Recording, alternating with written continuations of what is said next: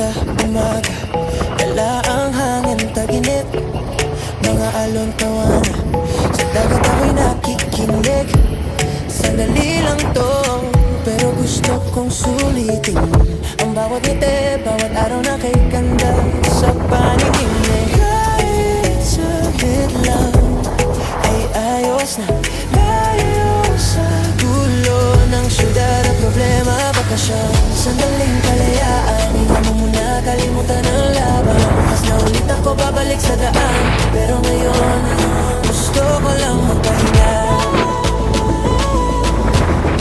sa ilalim ng araw, kasama ka.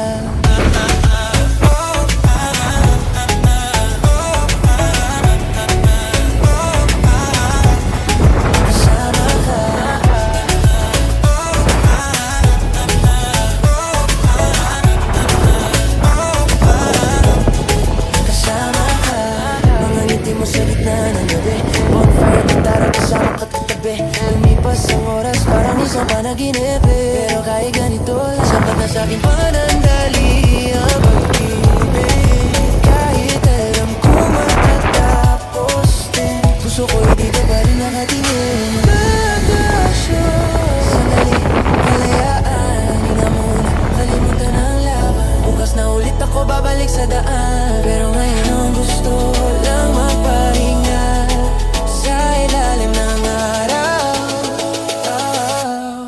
kasama ka.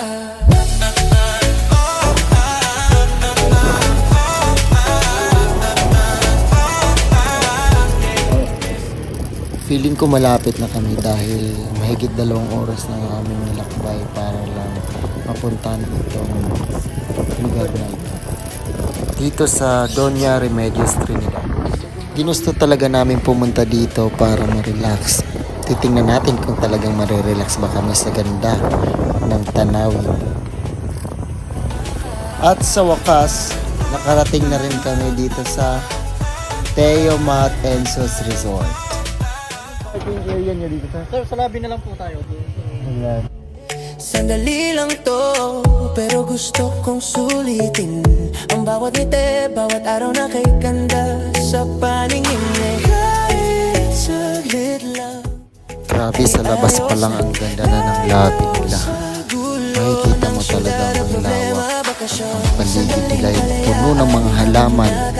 Napakaganda. Bukas na ulit ako babalik sa daan, pero ngayon gusto ko lang magpahinga.